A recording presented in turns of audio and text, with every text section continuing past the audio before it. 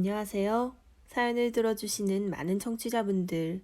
저는 30대 후반의 남자로 택시 운전과 대리운전을 병행하며 하루하루를 힘들게 살아가고 있는데요. 아이를 유산한 이유로 우울증에 걸려 매일같이 술을 마시고 사치만 부리던 아내와의 이야기를 오늘 여러분들께 전해드릴까 합니다. 너무 힘들었던 기억이었지만 이렇게 훌훌 털어버리고 싶은 마음이네요. 저와 아내가 처음 만났던 것은 대학교 시절 소개팅 자리에서였습니다. 아내는 좋게 말하면 화통한 사람이었지만 나쁘게 말하면 불같은 성격의 사람이었죠. 술이 겸해진 미팅 자리가 2차, 3차로 이어지게 되면서 다들 새벽의 감성에 취해 있었는데요.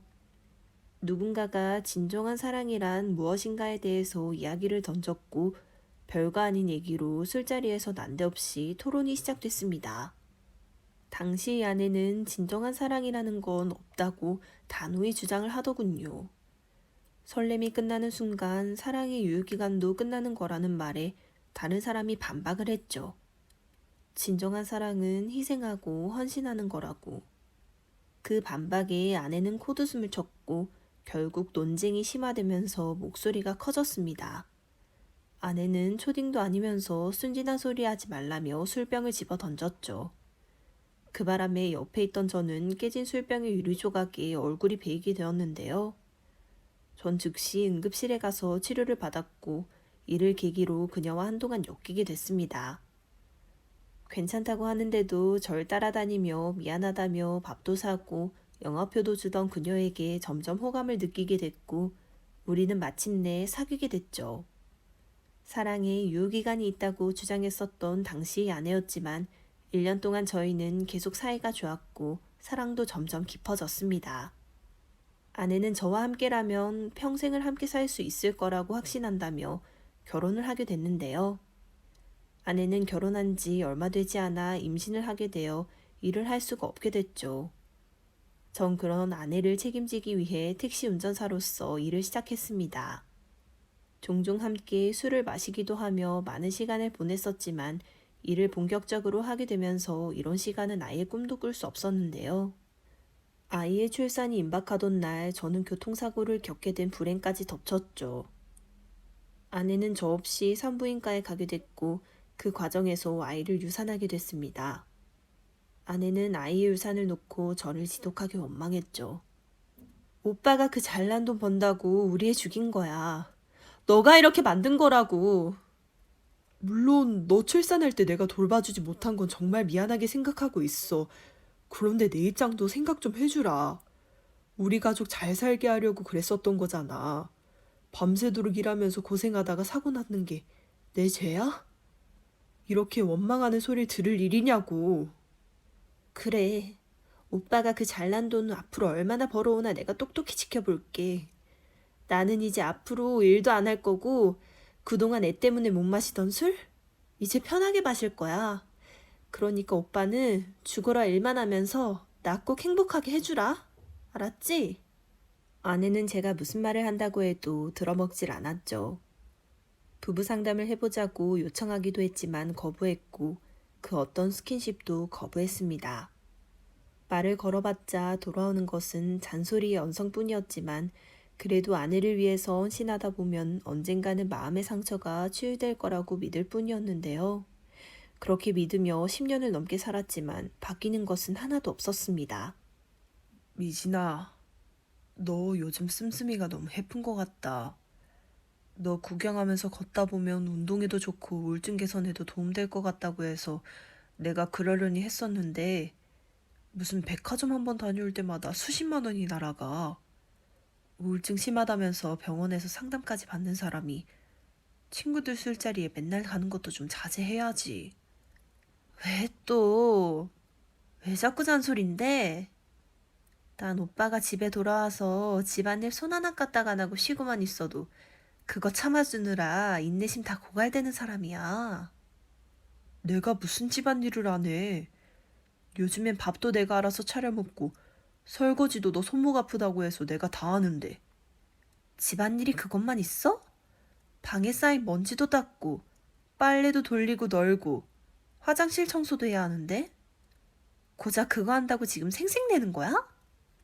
야, 그럼 넌 지금 네가 말한 거 다 지키냐? 나는 우울증 환자야, 환자. 팔다리 부러진 사람한테 집안일 하라고 하는 거랑 같은 소리 하고 있는 거라고. 괜히 또 지금 나한테 시비 걸려고 시동 중인 것 같은데. 운전하다가 또 진상 손님이라도 만났어? 그래서 지금 나한테 화풀이 하려는 거야? 그래, 진상 만났다. 근데 그것 때문이 아니라 너가 지금 하는 게 더 심하니까 그런 거잖아. 내가 못할 말 한 것도 아니고 나도 힘든 거 말하는 건데 맨날 넌 너 힘든 것만 말하면서 들어주질 않잖아. 그럼 난 누구한테 말해? 누가 내 편 들어주는데? 몰라. 나 숨 좀 막히게 하지 마. 친구들이랑 논다고 하면 의처증 환자처럼 자꾸 전화 좀 걸지 말고. 다 지긋지긋하니까 그만 말하라고. 오빠가 손님들이 뒷좌석에서 발로 걸어 찬다느니 술 먹고 이놈 저놈 욕한다느니 그거 듣는 것만으로도 난 충분히 힘들거든? 그럼 난 어떻게 하라고? 그냥 힘든 거 나 혼자 삭히면서 묵묵히 일만 하라고? 녹음기를 사서 손님들 욕하는 거 고소를 때리든지. 오빠도 머리 달려있잖아. 잘난 머리 폼으로만 달고 있지 말고 생각이란 걸 좀 하라고. 전 아내의 말대로 펜으로 된 형태의 녹음기를 사기는 했지만 이것이 근본적인 해결책은 아니었죠. 힘든 걸 얘기하면은 공감해주고 들어주길 바랬는데 매일 자신의 불평 불만을 쏟아내면서 정작 제 얘기는 차단해버리는 아내에게 점점 힘이 들던 중이었습니다. 택시 일을 하면서 손님들에게 시달리고 집에서는 아내에게 시달리고 아내의 과소비로 인한 돈 때문에 힘드니 정말 하루하루가 지옥이었는데요. 택시 운전을 하던 동료들 중에는 여자 기사분이 있었는데 제게 어느 날 도무지 믿기 힘든 이야기를 꺼내더군요. 진우 씨, 이런 얘기가 사실 좀 많이 조심스러운데요. 와이프분 다른 남자 손님이랑 같이 있는 걸 차에 태웠거든요. 그런데 이게 참 그대로 전달드리기가 좀 많이 민망은 하네요. 여자 동료분의 얘기에 따르면 다른 남자와 아내가 택시에 타자마자 앞은 보지도 않고 서로 뽀뽀를 하고 은밀한 얘기를 스스럼 없이 나눴다고 하더군요. 아내와 여자 동료는 과거 집들이 때 한 번 본 사이였을 뿐인지라 확실하지 않다고 생각했죠. 단순히 닮은 여자가 아니겠느냐고 물었지만 동료 기사님은 자신의 눈썰미는 정확하다며 제 아내가 틀림없다고 확신하고 있었습니다. 매일같이 자신을 위해 일하던 남편을 놔두고 다른 남자와 바람을 핀다? 전 도무지 믿을 수가 없어 아내에게 직접 물어보았습니다. 아내는 무슨 말도 안 되는 소리냐며 화를 내고 누가 그런 소리를 하냐며 목소리를 높이더군요. 그러면서 제가 회사에서 그 동료의 여자에게 여지를 보인 거 아니냐, 그러니까 이성으로 보고 짝질하는 거 아니냐며 도리어 절 의심하기까지 했습니다. 전 그런 아내의 모습에 의심이 더 짙어질 수밖에 없었는데요. 아내는 정말로 억울할 때는 눈물을 흘리면서 말을 더듬는 사람이었거든요. 거짓말을 할 때는 성질을 내어 도리어 절 공격했다는 걸 그간의 경험으로 잘 알고 있었죠. 전 이런 사실을 지적하는 대신 알겠다고 하고 동료에게 솔직하게 고민을 털어놓았습니다. 아내가 바람 피는 것까지는 모르겠는데 뭔가 숨기고 있는 건 확실한 것 같아요. 당분간 휴가 좀 내고 아내 뒤 좀 밟아보려고요. 어쩌면 제가 잘못 본 건지도 모르니까 괜히 그러지 마시죠, 진우 씨. 사실 와이프분에 대해서 말한 뒤로 안 그래도 일 때문에 힘든 진우 씨한테 짐을 더 안겨드린 것 같아서 후회 많이 했거든요. 저 걱정해서 말해주신 건데요, 뭘. 고마워요. 언제 한번 좋은 양주라도 사드리고 싶을 지경입니다. 진우 씨 술 못 마시지 않아요? 그동안 모임이며 술자리며 항상 빠지시길래. 저 숙취도 술로 해결하는 놈입니다. 그동안 택시일 하랴 대리일 하랴 건강 생각해야 하니까 제가 술 마시고 늦게 일어나면 돈 못 번다고 아내가 마시지 말라고 하기도 했고요. 저랑 비슷하네요. 사실 저도 술 좋아하는데 남편이 술을 싫어해서 안 마신 지 오래됐죠. 이혼하고 나서야 뭐 말릴 사람 없다지만 안 마시다 보니 계속 안 먹게 되네요. 아, 들었습니다. 남편분이랑 예전에 이혼하셨다고. 이제 편하게 드셔도 되겠네요, 그럼. 만약에 진우 씨 아내분이 바람핀 거 확실하면 어떡하시려고요? 글쎄요. 일단 확인부터 해봐야겠지만 그동안 아내만 보면서 쭉 달려왔던 거라서 어떻게 살아가야 할지 모르겠네요. 너무 고민하지 마시고 이제라도 하고 싶은 대로 하면서 사세요. 참고만 살면 오히려 고마운 줄 모르는 사람들이 세상에 참 많거든요. 이게 지금 상황에서 맞는 말인지 모르겠네요. 암튼 힘내시고 파이팅 하세요. 저는 그렇게 동료의 위로와 격려를 받으며 본격적으로 아내를 수색하기 시작했습니다. 전 아내가 짙게 화장하고 차려입은 날만 몰래 뒤를 밟았습니다. 하지만 한동안은 친구들과 만나면서 전혀 불륜의 기미를 드러내지 않더군요. 어쩌면 동료 기사가 착각한 게 아닐까 그런 생각이 들 무렵 문득 이상한 걸 느꼈습니다. 수수하게 차려입고 화장도 없이 나서는 날에도 아내가 화장품을 챙겨 나가는 걸 보게 된 것이었는데요. 그 모습에 어쩌면 아내가 제가 의심하고 따라다니는 걸 눈치챈 건 아닐까 하는 생각이 들었습니다. 그렇기에 화려한 차림인 날은 친구를 만나 제 의심을 가라앉히고 정말 불륜을 저지르는 날에는 수수하게 입고 나가는 게 아닌가 싶었죠. 전 제 추측이 맞는지 확신하기 위해 아내가 꾸미지 않던 날에도 미행을 했습니다. 다른 택시를 타고 어딘가로 이동하는 내내 화장하는 듯한 모습이 보이던 아내. 어딘가에 내리더니 다른 남자의 차에 옮겨 타는 것을 볼 수 있었는데요. 차에 내리고 다른 차에 옮겨 타는 짧은 순간에 화장을 끝마친 것에다 그 차량이 이동하더니 모텔의 주차장으로 진입하는 것을 보면서 확신할 수 있었습니다. 바람을 핀 것이 확실하다고요. 한동안 멍하니 앉아서 차량의 거울에 비친 제 모습을 바라보니 초라하기 그지 없었습니다. 면도를 제대로 하지 않은 데다 밤낮 없이 일만 해왔던 데다 제대로 먹지도 않아서 퀭하고 초라한 얼굴이 보였습니다. 이런 몰골이 될 때까지 희생하고 헌신해왔지만 정작 아내가 한 것은 다른 남자와 놀아난 것이라 생각하니 속이 뒤틀리는 것 같았죠. 표현의 방식만 다를 뿐 서로 사랑하는 마음은 같다고 생각했었는데 그건 제 착각에 불과했습니다. 머리를 식히며 생각을 해봤지만 이것만으로는 아내가 발뺌하며 제게 성질을 내기만 할 게 틀림없겠더군요. 새로운 증거를 잡기로 마음먹었던 저는 아내에게 더 너그러운 남편이 되려고 노력하면서 의심의 눈길을 거둔 척하는 한편 아내의 뒤를 계속 밟았고 2주 만에 마침내 그 기회를 잡을 수 있었습니다. 여느 때와 다름없이 수수한 차림으로 나가던 아내, 전 곧장 굵은 안경을 끼고 머리 스타일을 바꾸고 마스크까지 꼈습니다. 이런 변장만으로 괜찮을까 걱정했었는데 일이 잘 풀리려는지 아내와 상간남이 바로 모텔로 가지 않고 술자리를 가지더군요. 아내가 오늘은 친구들이랑 좀 놀게 됐으니 알아서 밥 차려 먹고 자라는 문자를 보내왔기에 순순히 알겠다고 답장을 했습니다. 아내는 답장의 내용이 뭐가 재미있는지 상간남에게 보여주며 킥킥거렸고 둘은 신이 나서 술을 더 퍼마셨죠. 시간이 흘러 상간남은 만취한 아내를 부축하며 걸어 나갔습니다. 둘의 뒤를 따른 저는 상간남에게 대리운전을 하던 회사의 전단을 내밀며 대리운전을 제안했습니다. 상간남이 절 잠시 뚫어져라 쳐다보기에 심장이 쿵쾅거렸었는데 다행히 별다른 의심 없이 차키를 제게 내밀며 모텔로 가자고 하더군요. 차에 탄 두 사람은 이런 일이 아주 자연스러운 사람처럼 술에 취해서 구부러진 혀로 서로 애정의 말을 나누고 뽀뽀를 하거나 쓰다듬기도 했습니다. 아내며 상간남이며 앞에 있는 저를 투명인간 취급하는 것도 모자라 서로 평생 함께하겠다는 말까지 나누더군요.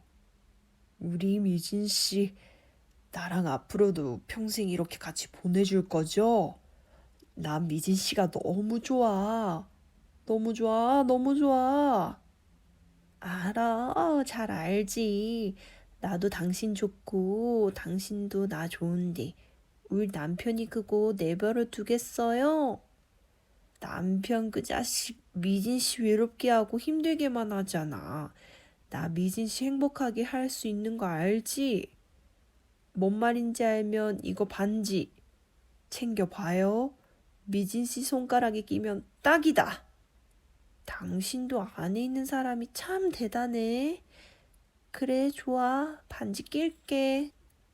전 적어도 아내가 유부녀라는 걸 숨기고 있을 거라고 생각했는데 그게 아니었어요. 서로가 유부남 유부녀라는 걸 알면서도 지들끼리 아주 로맨스물을 찍어대더군요. 각자의 배우자가 있기 때문에 더 불타오른다는 식으로 둘이 대화를 나누는 걸 듣고 있자니 토악질이 나올 지경이었습니다. 근데 미진 씨, 우리 애는 미진 씨가 말하긴 해야 하는 거 아니야? 그 남편 셰리가 의심할 텐데. 기분 더럽게 왜 또 그 얘기예요? 조만간 부부관계하고 그놈의 인척 덮어 씌우기로 결론 내렸잖아. 참 그랬지.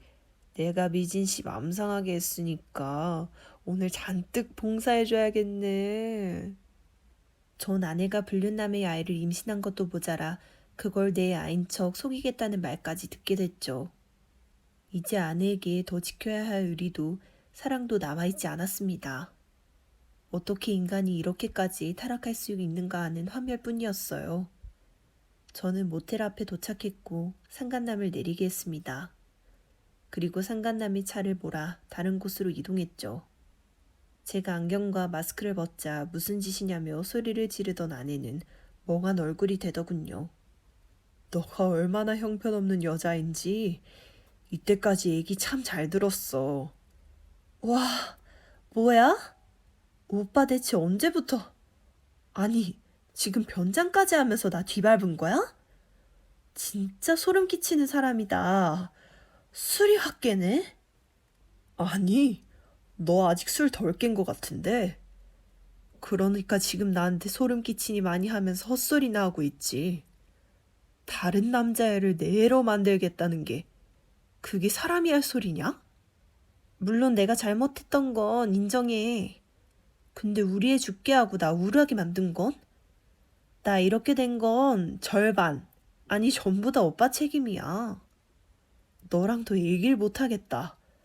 더 얘기하고 싶지도 않고 이혼 소송 들어갈 거니까 위자료 두둑하게 준비나 해두고 있어.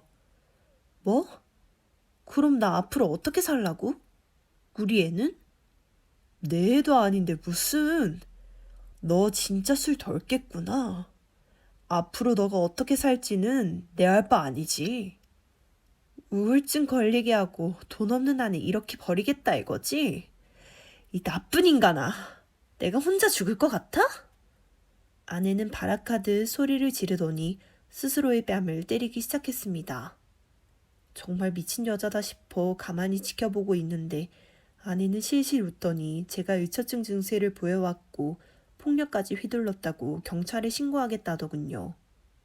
그걸 믿겠냐고 하자 우울증 걸려서 외로워서 어쩔 수 없이 불륜 저지른 아내 말을 믿지 누구 말을 믿겠냐며 실실 쪼개는데 없던 정도 다 떨어질 판이었습니다. 전 조용히 아내에게 펜 녹음기를 보여주며 녹음된 대화 내용을 재생해줬습니다. 이게 뭐야? 너 지금 설마 다 녹음하고 있었던 거니? 네가 진상들한테 쓰라고 해줬던 녹음기야. 덕분에 요긴하게 잘 써먹게 됐네. 고마워. 아내는 술에 취해 가누지 못하는 몸으로 제 녹음기를 뺏으려 들었고 저는 그런 아내를 내버려 둔 채 차를 나와 집으로 돌아왔습니다. 아내는 제게 전화를 하다가 문자로 자신의 잘못을 얘기하며 빌기까지 했지만 그건 죄다 제 이혼에 도움이 될 만한 증거자료일 뿐이었죠.